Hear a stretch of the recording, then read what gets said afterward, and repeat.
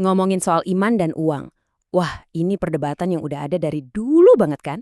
Tapi hari ini, kita nggak akan bahas semuanya. Kita akan fokus ke satu pertanyaan. Satu pertanyaan yang jadi jantung dari sebuah gerakan teologi modern. Gerakan yang sangat berpengaruh, tapi juga super kontroversial. Pertanyaannya kelihatannya simpel ya. Apakah Tuhan mau Anda kaya? Gampang kan? Eits, tunggu dulu. Jawaban dari pertanyaan ini loh yang bikin banyak komunitas Kristen di seluruh dunia jadi terbelah. Jadi, kemakmuran itu sebetulnya tanda restu dari Tuhan atau malah jebakan yang bahaya? Yuk kita bedah bareng-bareng. Dan kita harus paham ya, ini tuh bukan cuma debat teori yang ngawang-ngawang. Bukan. Ini pertanyaan yang dampaknya real banget. Ini ngebentuk cara jutaan orang memandang imannya, milih gereja tempat mereka ibadah, bahkan sampai ke keputusan finansial yang mereka buat sehari-hari. Serius. Oke, kita mulai dari sisi pertama ya. Sisi yang menjanjikan sesuatu. Apa itu? Sebuah janji kalau iman itu bisa jadi semacam jalan tol. Jalan tol yang lurus langsung menuju berkat material. Dan jujur aja, ini ide yang kedengarannya menarik banget kan? Sangat menggoda. Jadi intinya tuh simpel banget.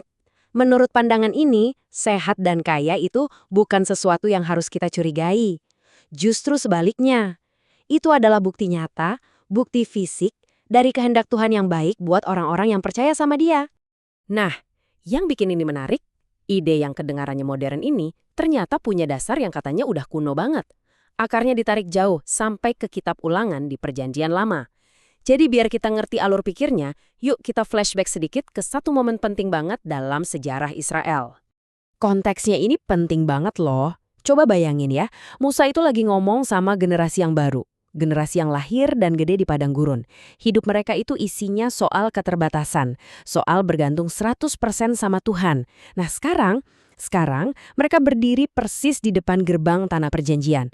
Tanah yang katanya penuh dengan susu dan madu, penuh kelimpahan. Dan ini dia ayatnya, ayat yang jadi pegangan utamanya. Buat mereka yang percaya teologi ini, frasa kekuatan untuk memperoleh kekayaan itu jadi pusatnya.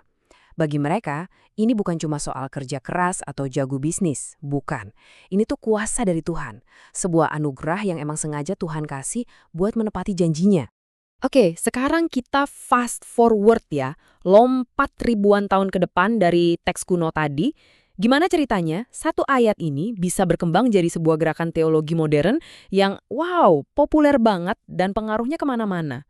Jadi, yang paling penting buat dipahami dari teologi kemakmuran ini adalah idenya soal adanya semacam mekanisme spiritual. Jadi ini bukan cuma pasrah nunggu berkat ya, bukan. Ini tuh sebuah sistem yang aktif, di mana kalau kita melakukan hal-hal tertentu, kayak berdoa, ngomong yang positif-positif, ngasih donasi, itu dipercaya kayak jadi kunci buat ngebuka berangkas berkat material dari Tuhan. Nah, cara kerjanya kira-kira begini. Iman itu jadi kayak multi-tool. Bukan cuma buat urusan keselamatan roh, tapi juga jadi alat praktis buat sukses di dunia. Dan konsep yang paling sering kita dengar kan, memberi persembahan itu diibaratkan kayak nanem benih.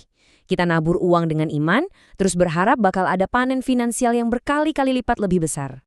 Tapi, ya tentu aja nggak semua orang setuju. Ada argumen balasan yang nggak kalah kuatnya. Sebuah kritik teologis yang tajam banget terhadap Injil kemakmuran. Sekarang, yuk kita lihat sisi sebaliknya. Jadi inti kritiknya tuh begini.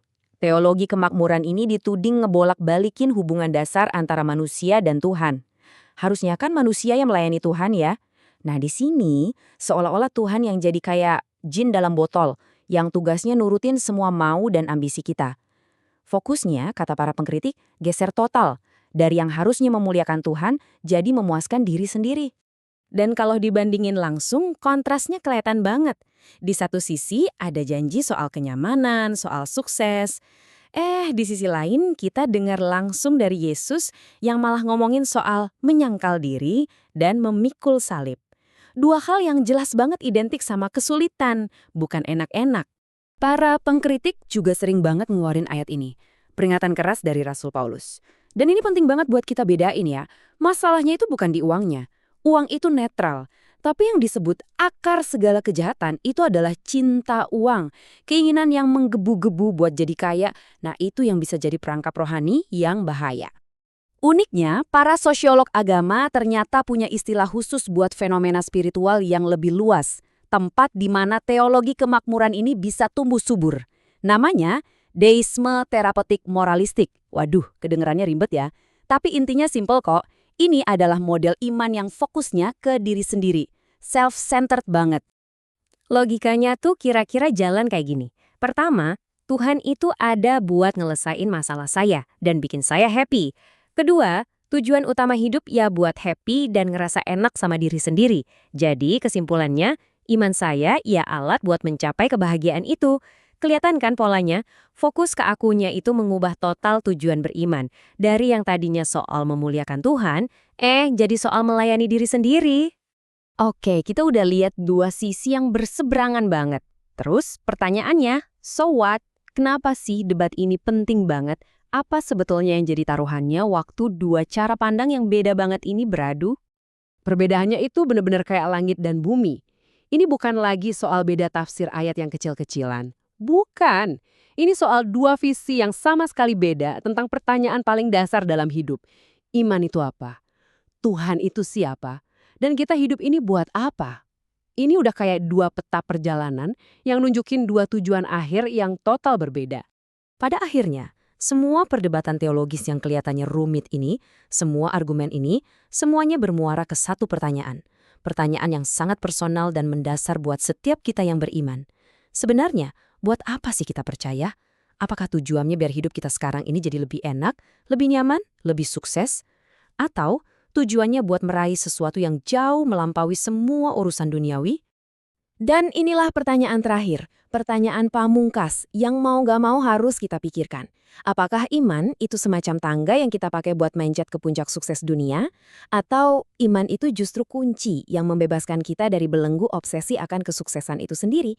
Jawaban kita buat pertanyaan ini pada akhirnya bakal menentukan kemana arah seluruh perjalanan iman kita.